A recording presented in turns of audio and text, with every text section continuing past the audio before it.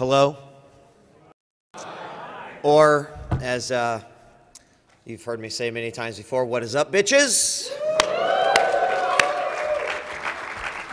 Welcome to the PAX 2013 eSports panel titled Past, Present, and Future. If you, like me, are wondering how in the hell you fit that much into approximately an hour, I'm not sure either. So we're going to try our best tonight. But I thank everyone for coming out. I think that PAX has really been recognizing esports and competitive gaming panels more here throughout the last couple years and the last couple events. And so the fact that you guys come out just means that we get the opportunity to do more and more of these. But tonight is awesome because I love education on this issue. I think that there are so many people that don't actually know about the birth of esports, about where it came from. And so tonight we hope to share some stories, some history, some thoughts, and hopefully some things that you've never heard before, you've never known about. And that's kind of the goal here for the panel tonight. So before we get started, I want to introduce, of course, the two panelists, starting with this guy right here. Why don't you introduce yourself? Slasher, give it up for Slasher.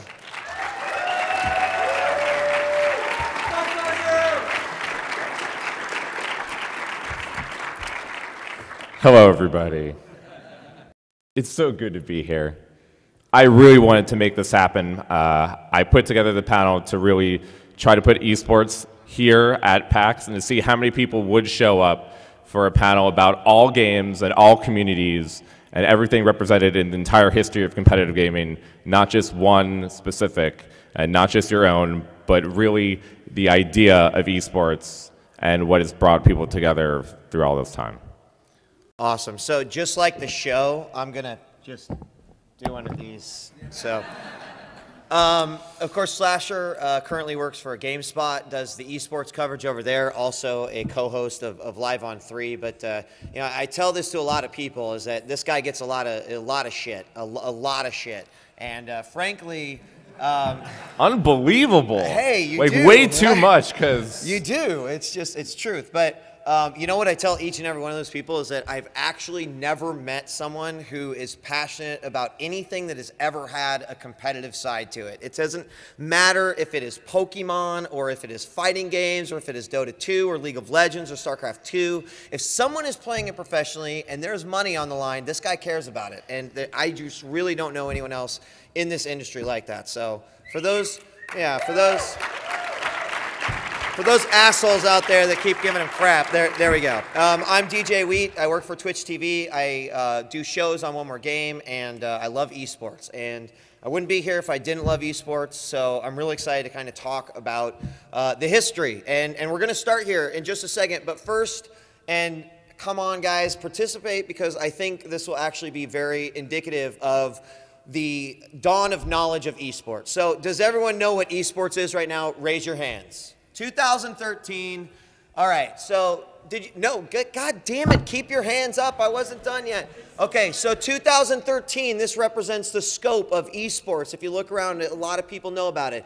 Did you find out about esports in 2012? Did you know about esports in 2012? Okay, still a lot of people. What about 2011? Start putting your hands down. Okay, 2010 and 2009. And holy crap, like less people. All right, 2008. Going down. 2007, 6, 5, 4.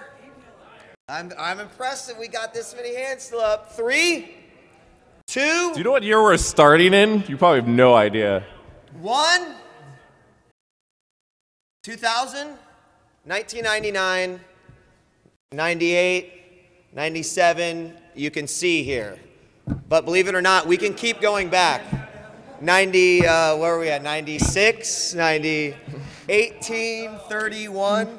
The point of the exercise is to really show that right around that 2008, 2009 is when suddenly people thought esports is on the map. And you've heard that concept before, oh, they're an 09er.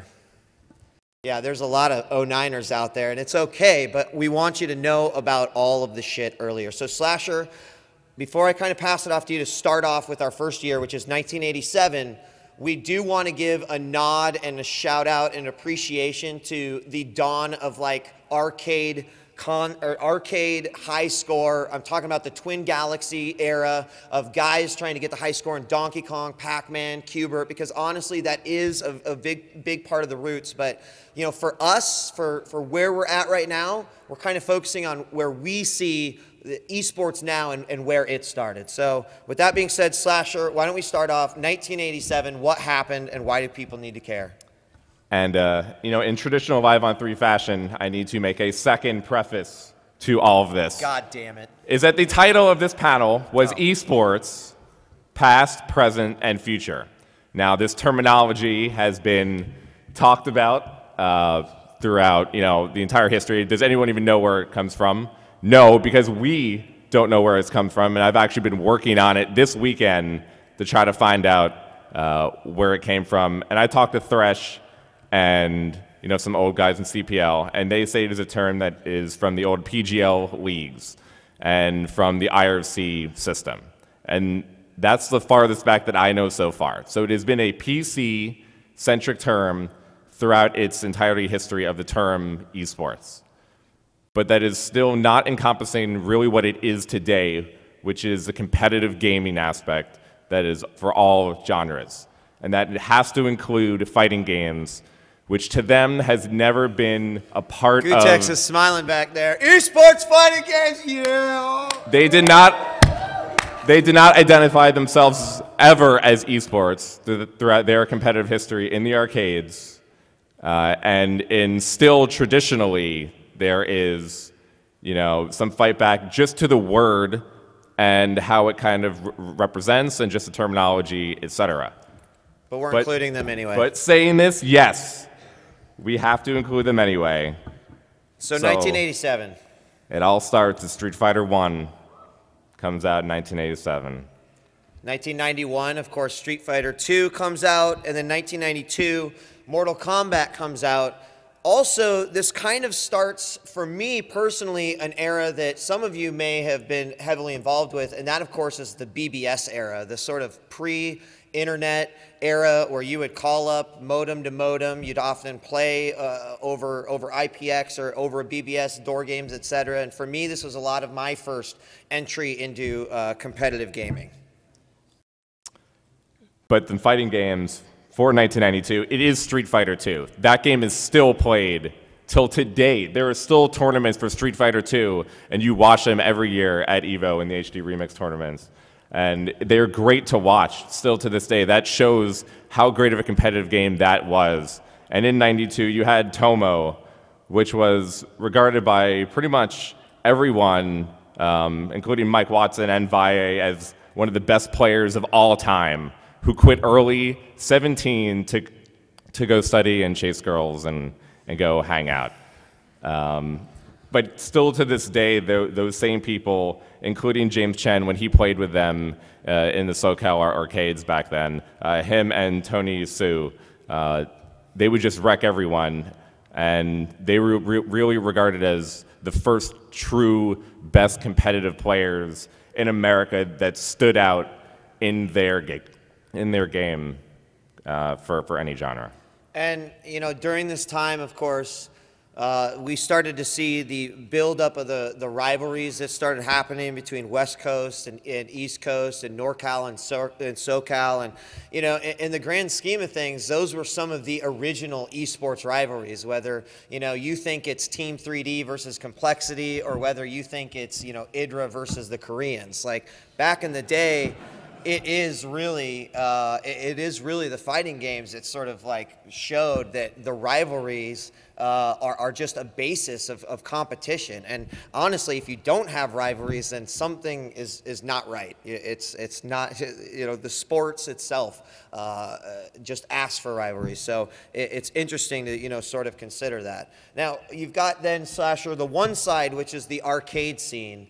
And then we go back to the other side that I was starting to talk about, which is the BBS side. And this, of course, opened up doors to things like downloading Apogee games and id Software games, downloading Wolfenstein 3D, downloading Doom. And I don't know if you guys ever had the pleasure of listening to that glorious modem tone and then waiting for 3 hours for a goddamn 4 megabyte file to finish so you can install it and then play it, only to realize that you have to buy the full version after and that sucked. Anyway, with this became the time where PC gaming really started to take off. And one of the first sort of big RTSs that came out was Dune 2 from Westwood Studios. And that was also right around 1992. And what happened to, a genre then is explosion, and ultimately one that would really solidify itself as one of the greatest competitive platforms that esports has ever seen. With 92 and 93, you did get Wolfenstein and Doom, which were the first real, all-time great deathmatch classics. And not only were the games themselves so great, but that is when you got demos. That was the first time that existed, the recording of the game to play back for shoutcasting, for frag movies, for speed runs, all to this day, which are now huge industries all within themselves. Were all based upon id Software and doing the stuff that they did to make sure that you can get replays and watch demos in their movies. I mean, even back then, like, the technology itself was a bit ahead of its time. Like, honestly, imagine creating a game back then and really going, well, why do we need this? Why does someone need to watch a replay? No one was going, well, you need to watch a replay because there's going to be a huge competitive tournament around this, or people are going to want to learn how to play the game better. I think that it was almost well, this is easy for us to do, and we're fishing for features. Every game was not only trying to eclipse one another on graphically who has the best engine and how it plays, but also what sort of feature sets can be put into these games. So even back then, before esports was, a big deal, was even, I guess, a fetus in the womb of the world, that id Software was, thinking about these things, and Blizzard was thinking about these things. And, thank God, because if we were just now figuring this out, we'd be fucked. Also, you got to shoot each other in the face with rocket launchers. And that's when that started. That's pretty great. That's when all that started. 1 year later, you got to actually do that online with Dwango, and that is for the Doom guys. Anyone play on Dwango? God damn it, Scoots, you're old. Just like me. Scoots raised his hand. I played some Dwango games in my time. Had a few rage issues with phones being picked up when they weren't supposed to be picked up. And I was the kid who also had a teen line, not because I wanted to chat with all the girls, but because I didn't want mom and dad to interrupt my deathmatch sessions. So teen line was a big deal back then. But 1994, Dwango is released, and I want to rewind just a little bit because to me also 1990 to 2000 is when for me it was the golden age of the LAN party. And I mean, rest in peace. I don't know if you guys still do LAN get-togethers, but they were just some of my favorite things in the world to do. Even back to the days of like 1997, there was a 4-month stretch where Fatality and Batch and Gatekeeper and all these old Quake names would come to my apartment, and we would play with broken AC with 20 computers in an apartment. It was against every fire code in the book. But LAN parties is one thing that I really do miss. But it was, for me, the first way that I was starting to make connections in the esports and the competitive world. And so I just really want to make sure that the LAN parties in general got a nod. I think they're a lot less prevalent now, but they do obviously still exist. So I have done nothing up to this point. You've what? You've done nothing? I was, 11 then, and, I had not done any of this. So still, I have not done anything that Wheat has done. That's so old. This is still going back. So 94, Warcraft 1 released. Yeah, Warcraft 1 released. Yeah. And it was also, I mean, for some it was like, but it was also the time when BBSs started dying, and we started getting access to the internet. And, you know, honestly, there was a beautiful internet time where no graphics existed and you logged into a shell account and you browsed with links and you used Archie and you know, then Mozilla came around and people were like, holy shit, and then the internet was born. But in between that, we had MUDs. And anyone play MUDs? Fuck yeah, man. So I played only deathmatch MUDs. So I played Genocide, I played Rogue, I played Tron PK, and these were actually MUDs that weren't against monsters, but were against other people. And so in between the Wolfensteins and the Dooms and almost to the Quake era, I found this multiplayer gaming in text format for about 4 years, and I totally fell in love with it. Like, my mom would catch me in the morning at like 3 a.m., like pounding on my keyboard and pounding things like north, north, north, north, north, east, east, east, east, east, east, kill, kill, kill. Yeah, I mean, it was insane, but it was a really awesome era, and a couple of those still exist today. So BBSs are dead at this point. I'm so sorry, Wheat. Yeah, dude. Hey, man, really anyone who played feel Operation Overkill or The Pits or Trade War 2000 or Baron Realms Elite knows what's up. No one wants to back me up? I know. There we go. Okay. Man, no. 95. Thresh plays at Judgment Day in 95. He becomes the first sponsored player by Microsoft, and is 18 at the time. Plays at that tournament in Doom 2, wins that. Same year, Warcraft 2.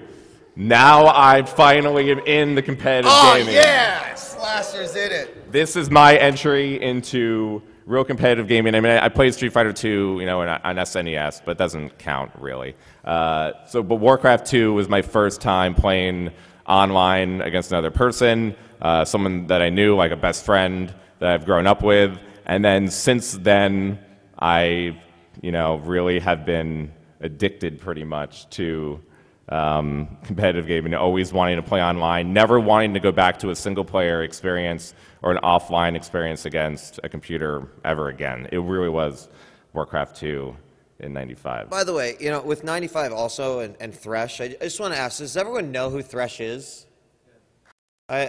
Raise of hands, you know who Thresh is? So actually quite a few not knowing who Thresh is. He's kind of the boxer of FPS in the early days. Like, the guy was goddamn amazing. And he is one of the people where it's like really too bad that eSports was not around then, because he would have been, you know, people talk about Fatality, and I love John to death, but honestly, Thresh, he kind of shit on Fatality. Like, in the grand scheme of skill sets, Thresh was amazing, and again, another person who really needs recognition in the grand scheme of the history of esports. Yeah, he really was the first person, and he's going to win a car in just a little while, so it's going to make him really cool pretty soon. Yeah. Also, 95, Kali is released for RTS play. That was before Battle.net existed, or before, you know, anything like that was around. You use that mainly for RTS games. And that was how players like Gur and Tillerman, really old Warcraft 2 players, went on to, you know, play Warcraft 3 and StarCraft, Brood War, and, you know, go on and on. It also was, of course, the first real start of awesomeness in internet trolls and hacking and cheating, which, of course, I wish would all die, but it was, like, very prevalent in the service, and the first time that people were really dealing with, you know, before it was like, I'm going to cheat by picking up my phone for half a second and putting it back down and forcing some lag onto my opponent, but this got a little bit more serious. We started seeing map hacking, and we started seeing things like being able to just desync someone, and you know, it's thanks a lot, assholes, for ruining it for the rest of us. Then 1996. Oh, yeah. Fuck yeah, man. 1996, Quake is released. And, you know, Quake is like the happy accident as well. Like, there's so much about that game that was just, you know, not only did you have Carmack, who was a brilliant mind, able to create an engine that felt better than anything that anyone had ever seen before, but the whole concept of strafe jumping and air control, it instantly raised the skill ceiling for a game before people even realized it. And it was awesome to see, you know, how bad everyone was at the beginning of Quake, and then just where people were at, you know, a couple of years in when we had NetQuake and Quake World. But 1996 was amazing as far as I'm concerned. Did you know that you could now look up and down and shoot with a mouse? What? There's another axis? This is crazy. That happened then. Yeah, it did. Same year as all the Quake-related things started happening, so QuakeCon started in that year with the first ever QuakeCon, which now still goes on to this day. More importantly, and probably underrated to this day, is QuakeNet and IRC started and exploded.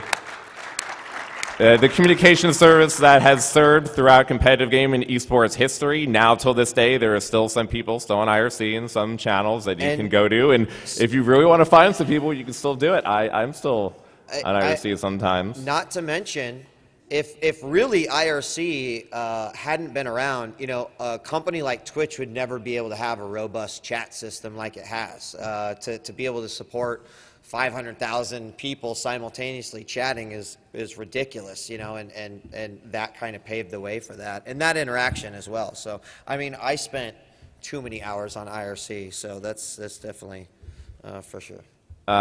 95 also, you did mention Quake World, but this is significant because it's id Software creating a multiplayer service for Quake. The first time developer really did that, for their game to try to create an atmosphere for an online, was all the way back in 95. Are we on 96? Yes. Valle and Choi face off at yes. B3. The first really big American showdown as Street Fighter continues on. 97. Thresh wins the car. John Carmack's Red Annihilation car.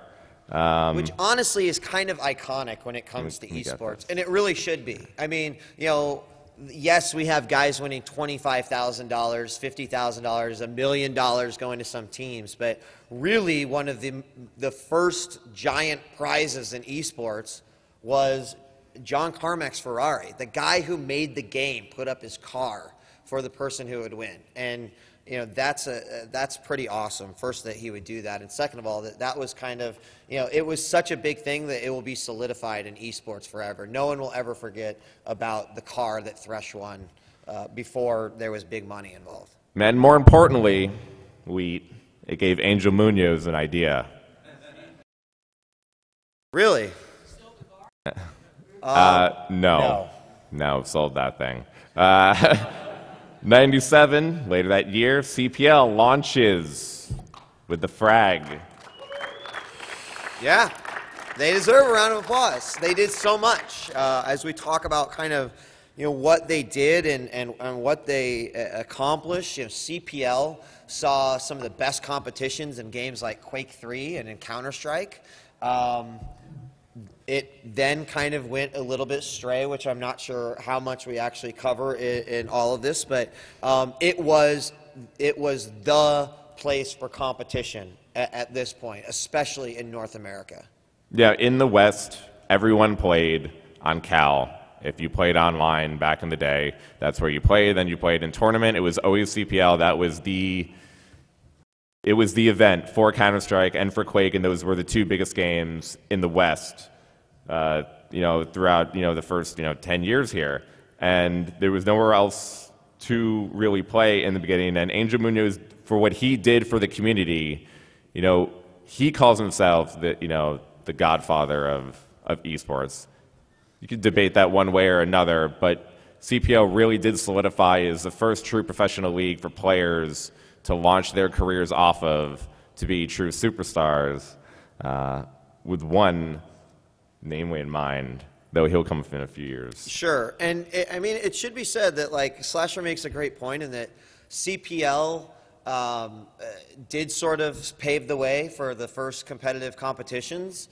And then another way to look at it is that they made a lot of the initial mistakes in esports that needed to be made in order for people to be successful. And that might sound really sort of snide and almost just not appreciative, but it's kind of the cold, hard truth of it all.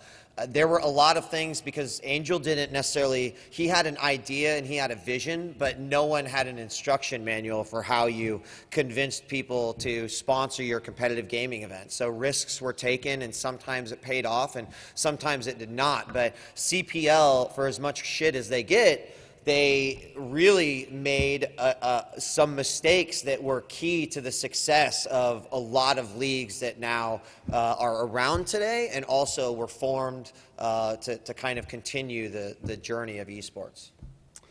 98, before the huge one, Daigo comes over to America for the first time.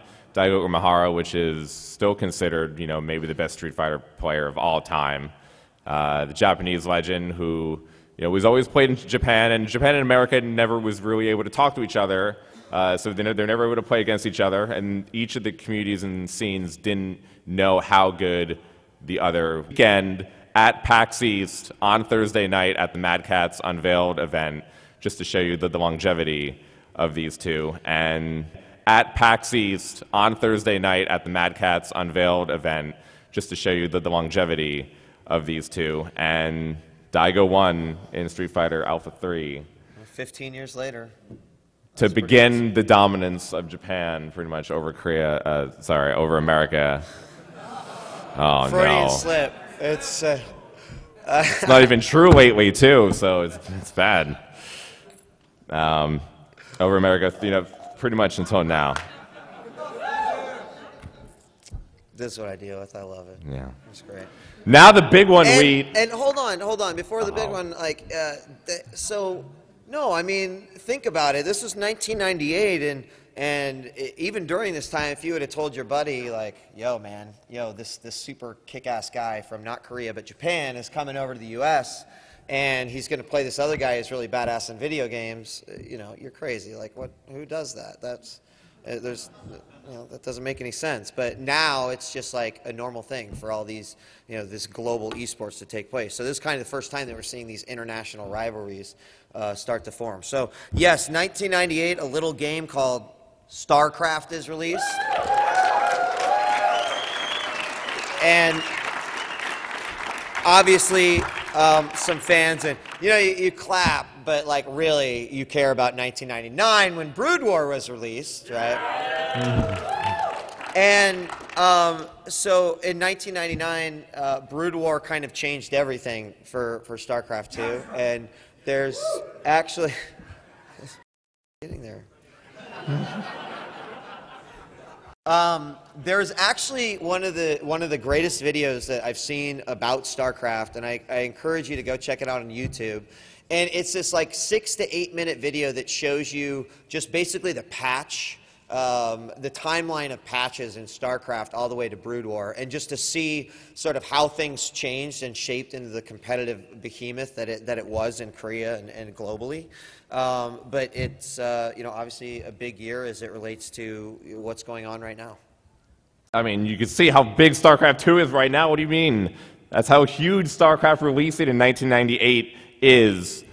Yeah. Warcraft 2 was a big game, and Warcraft was a good game, but StarCraft really made RTS blow up like it never had before, even till this day. It's really hard for any other RTS game to ever match StarCraft. You had Command and Conquer, you had Total Annihilation, you had a few other games in the genre, but nothing has been able to ever match StarCraft, even till this day. So StarCraft releasing in '98 revolutionized the RTS genre like never before. And of course, in 1999, Counter-Strike.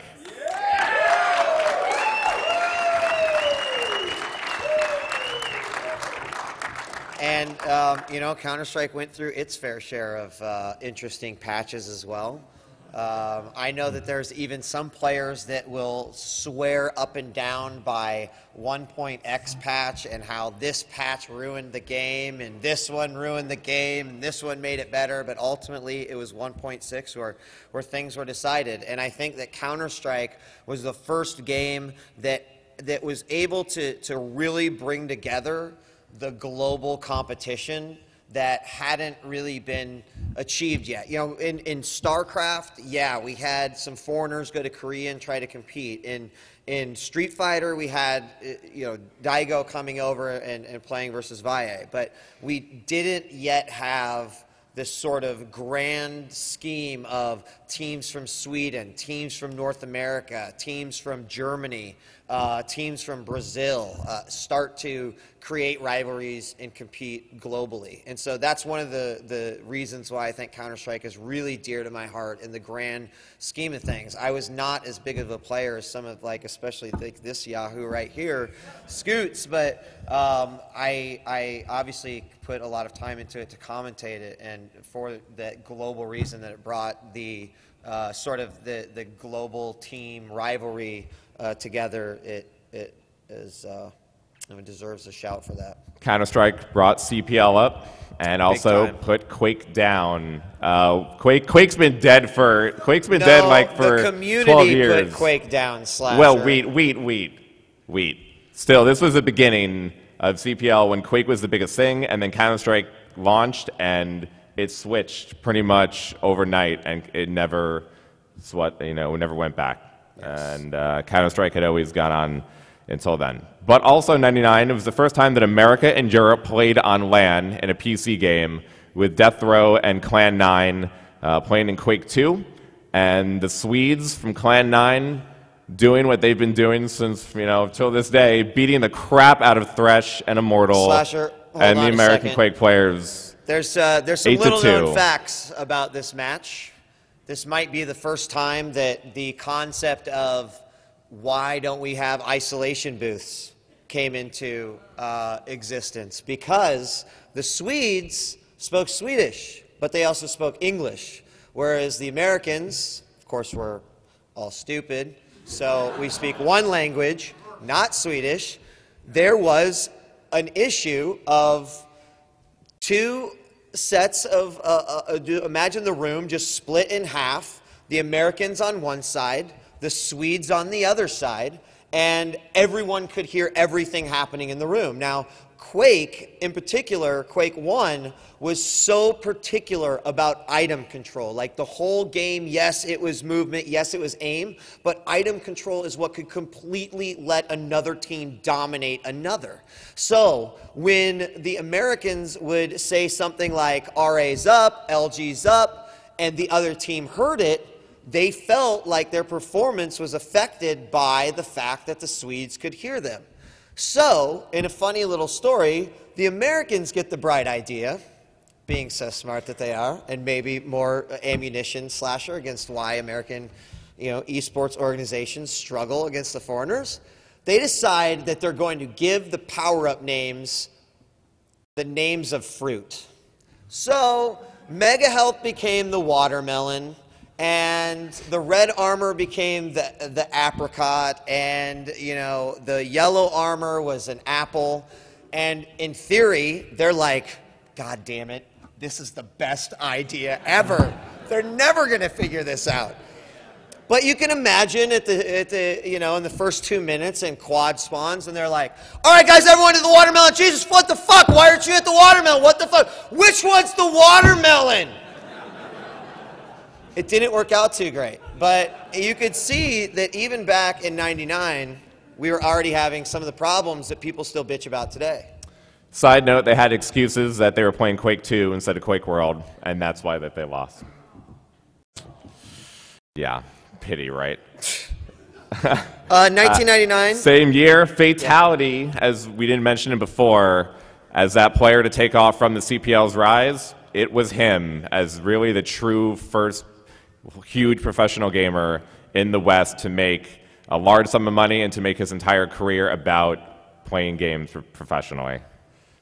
And, he goes on to prove it, which we'll talk a little bit more. Also in 1999, Smash is released, which is still to this day a staple of sort of fighting games, and even is contained in one of their own communities and continues competitions. And then we start to hit, 2000. And I would just say at this point, what? Where's Unreal Tournament, Slasher?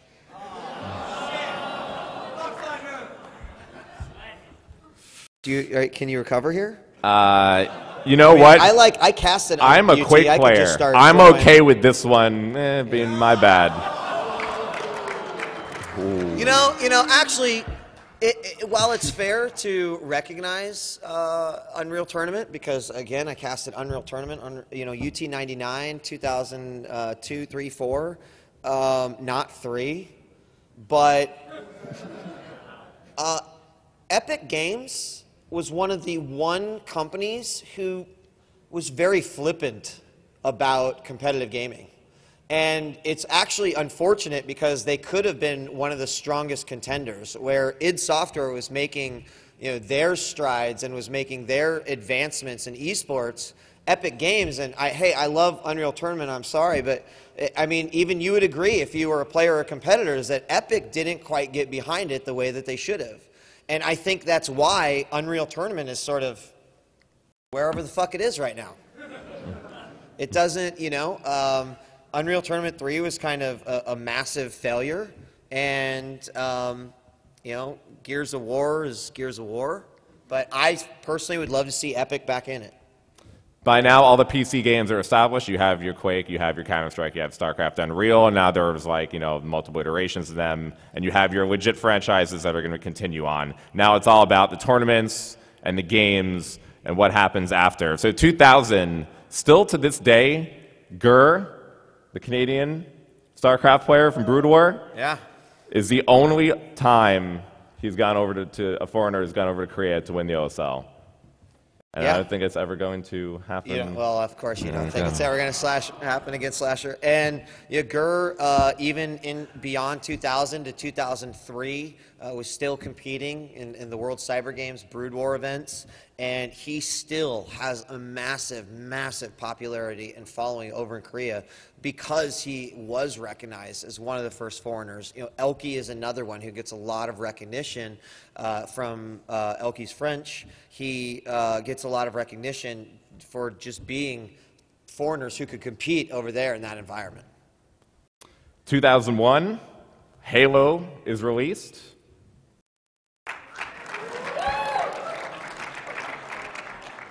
And later on, that it had a killer single-player campaign, Slasher.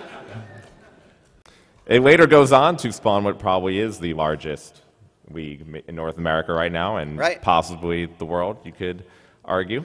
In 2001, NIP and X3 play for the first time on LAN, Europe and North America, for Counter-Strike. And again, we're once again shown that the Swedes will just destroy us. History didn't change there, did it? And it's still continued to reinforce the rivalries that were happening between NE and US. And it really started the rivalries. I remember in IRC, when you had the spam bots and everyone was in one channel, all the spam and IRC and GTV and HLTV, all the things that came with these games about the rivalries between Europe and America. That's when that first started and really made esports more global, because we were able to play against one another, which we've always wanted to, but haven't been able to on LAN. And I think that is probably a staple now to this day. Later on, in 2001, Boxer makes his rise in Korea to be, really the man still. Rapper. Yeah. I mean, his rise, he wrote a book that's available in English. It's fantastic. The name is escaping me right now. No one knows his book? Okay. Good read anyway. It talks about his rise, about how foreign it was for him, but how he also felt that he was kind of needed to be a role model for taking it forward. And Boxer still remains as probably one of those professional gamers that, as if a Hall of Fame was open tomorrow, he would be one of the first guys in, and just his name would never die. Now, for the next years, I would say the next 6, 7, 8 years, you have the battle of the leagues. And that is between the Cyber Athlete Professional League, which is CPL. You had the GGL. You had the Championship Gaming Series. You had the World Cyber Games, which was in 2000. You had ESWC, which was based in France.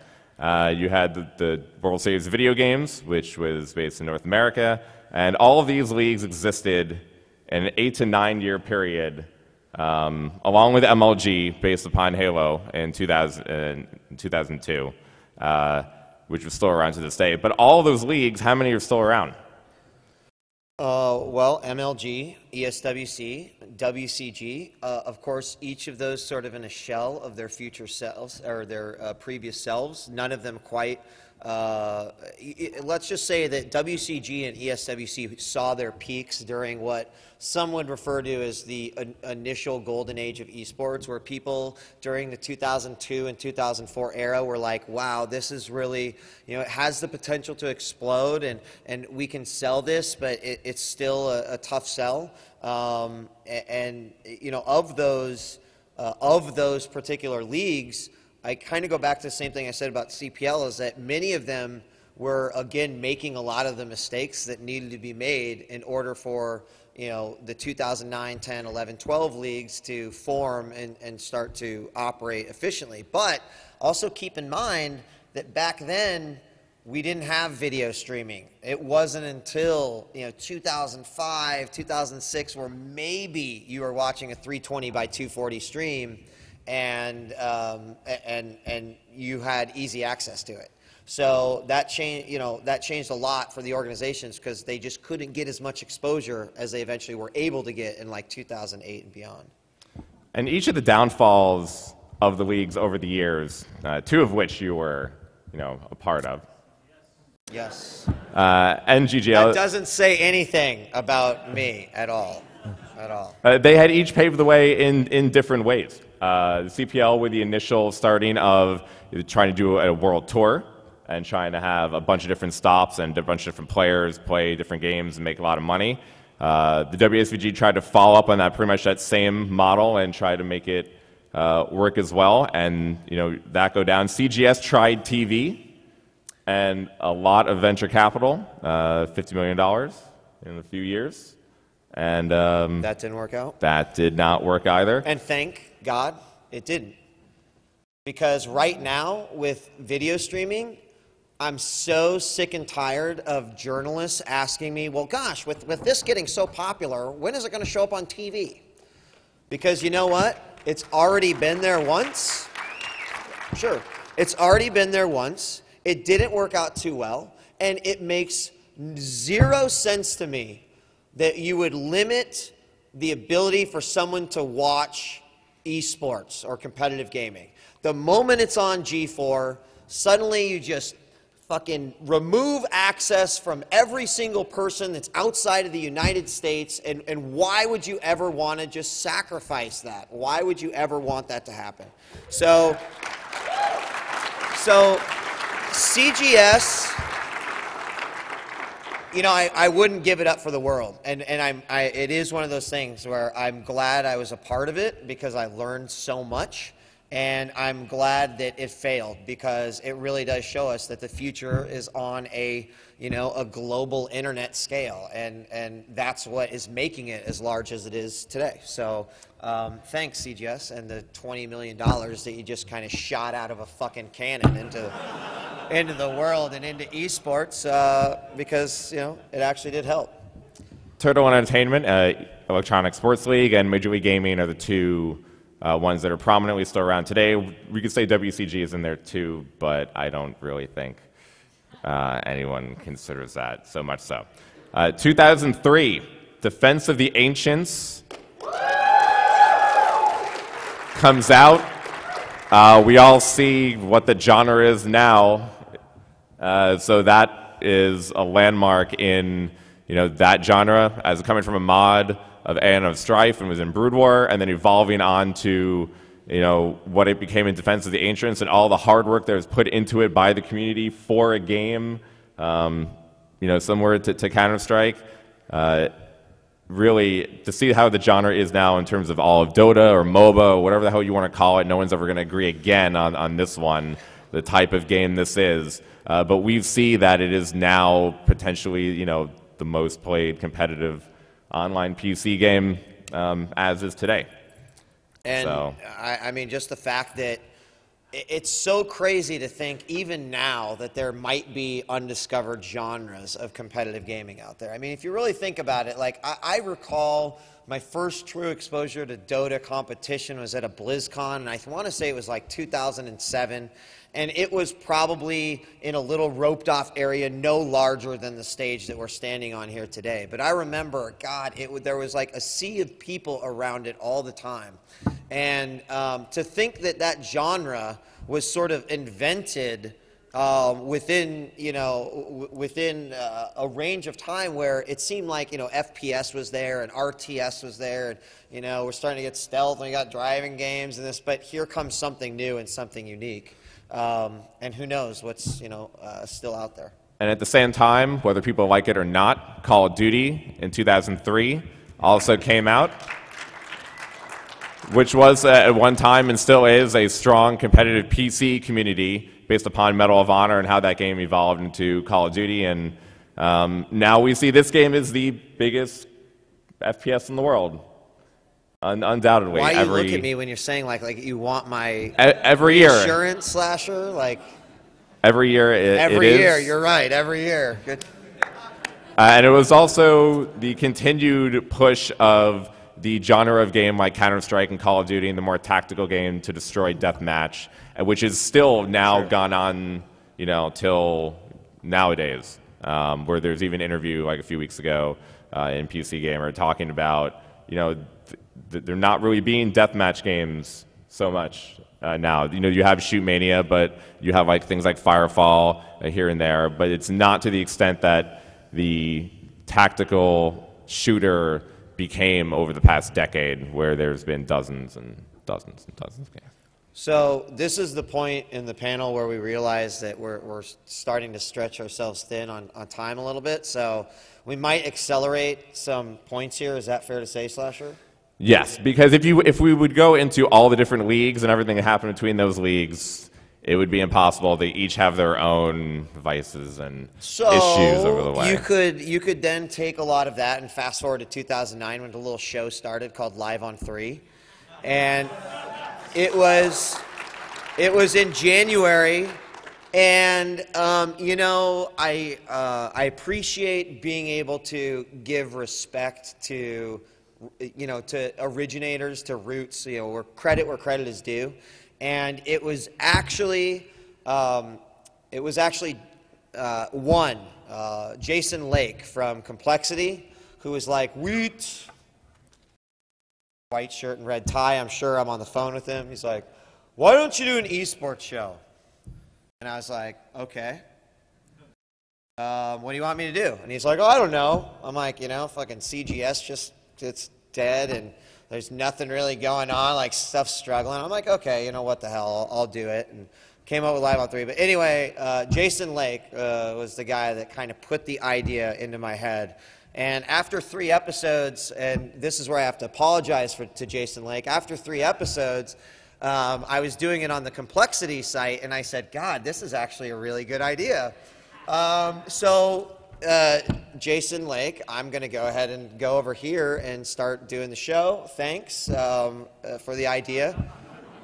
And, oh, wow, is that dirty? I don't know. Do I still owe him? I don't think he owns a piece of it. I'm pretty sure. No, they continue to feature it, and but I thank Jason Lake for that.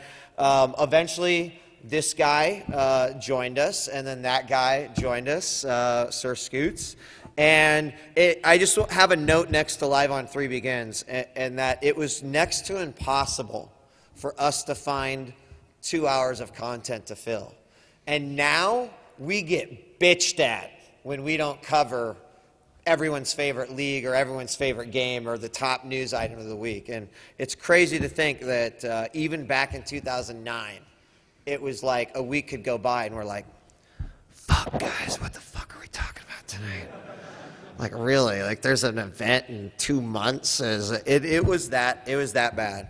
But starting at the end of 2009 and the beginning of 2010, 2 more major games hit the scene, and that, of course, were StarCraft II and League of Legends.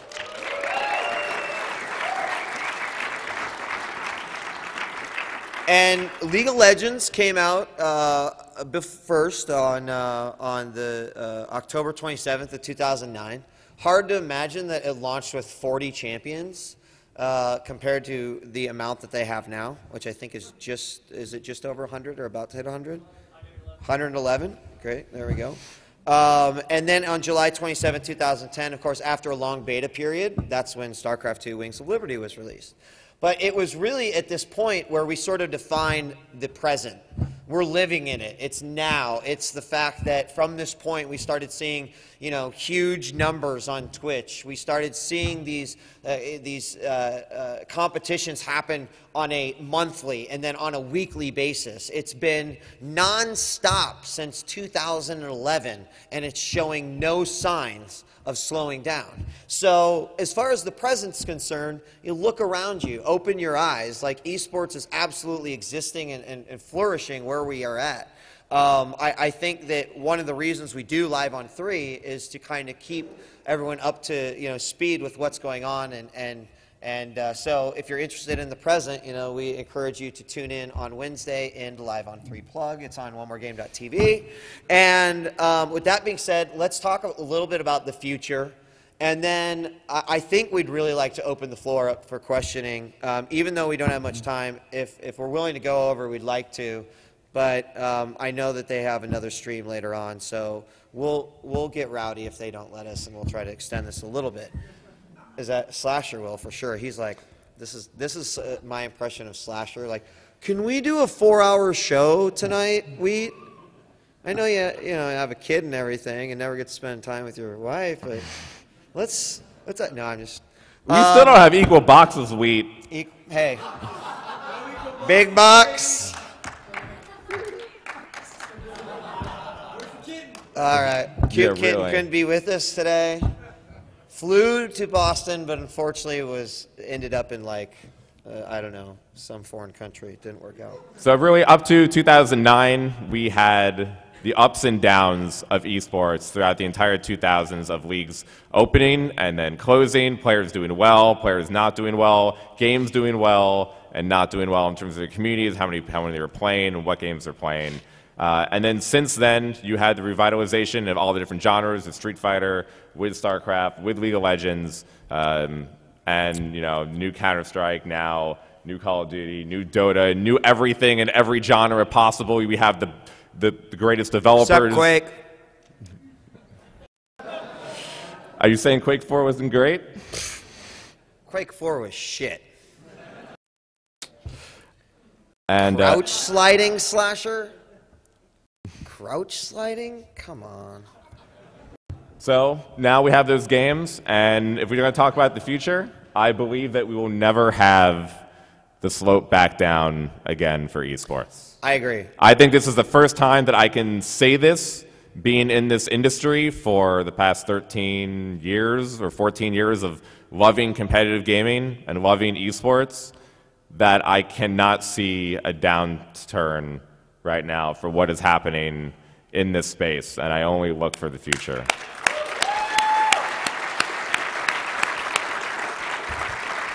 I agree so much, and having been someone who experienced ups and downs, and there's actually a lot of people in this room that I can just see that I know personally that have also experienced many of these ups and downs. And you know, some of the biggest ones for me were right after CGS as we started Live on 3, and when it looked really, really abysmal.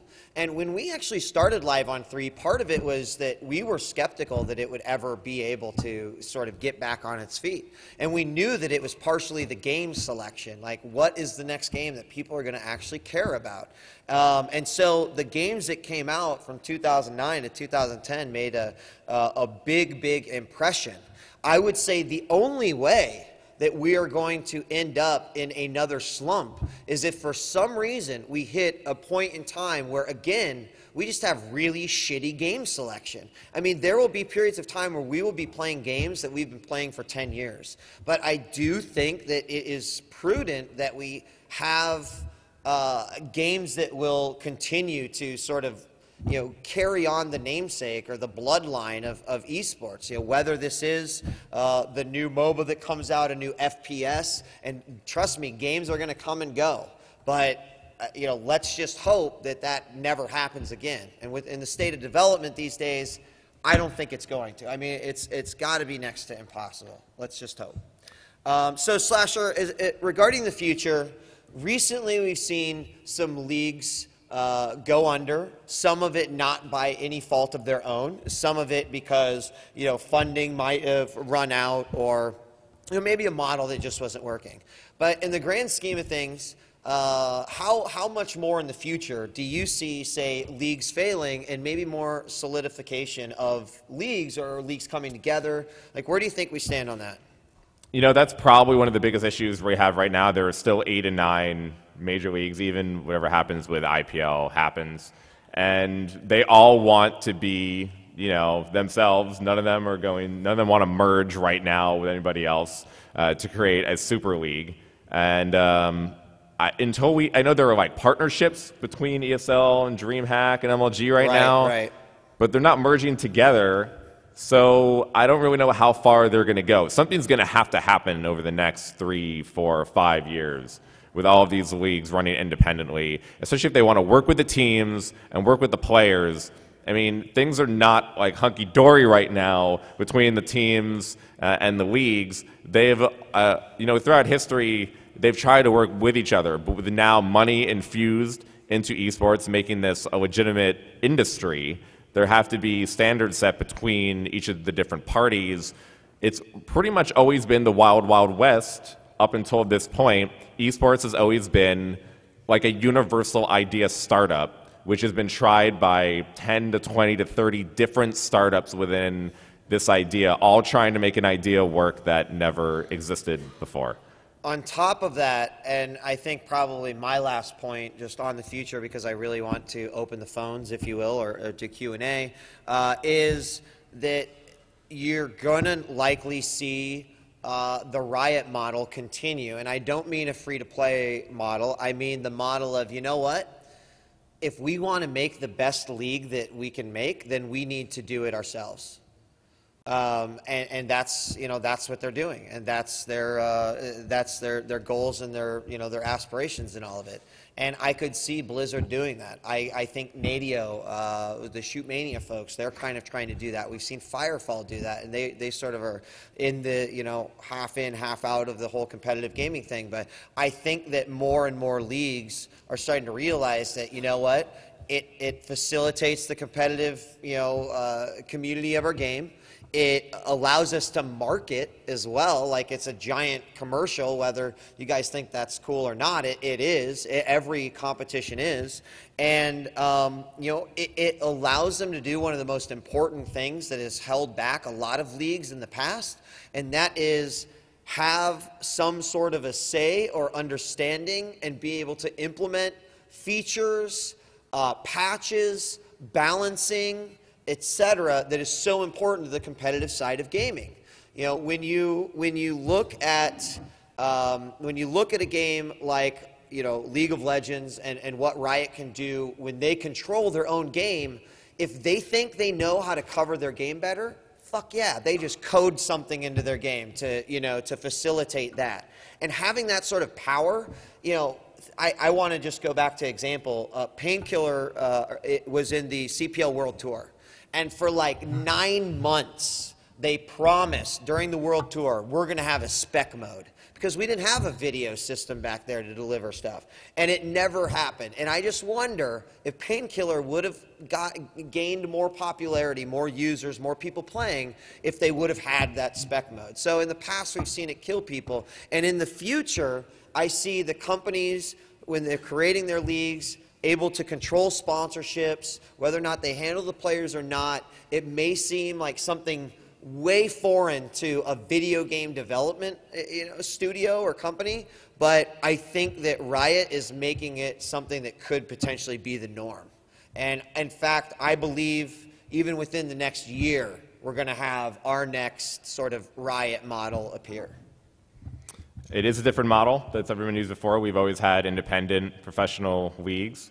all run by different owners, and this is the first time a developer has really gone all in to support their game to the fullest with the players and with the teams, make sure everyone is taken care of and that their game is shown off to the best of the ability for everyone to watch at home and for the best experience possible. And no one's really taken the time to do that before. They've had opportunities to, id Software had opportunities with Quake. Valve could have done something with Counter-Strike.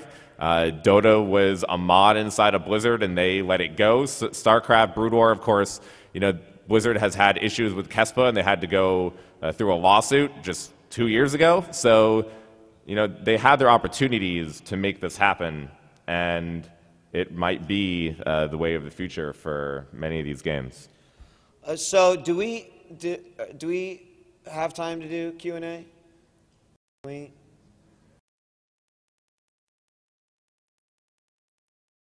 No? We can't just cut it off from the live stream and stay in the room for a little bit?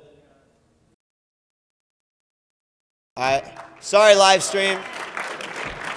All right. So, what's that? Oh, okay. I see. So we cannot continue Q&A. Okay.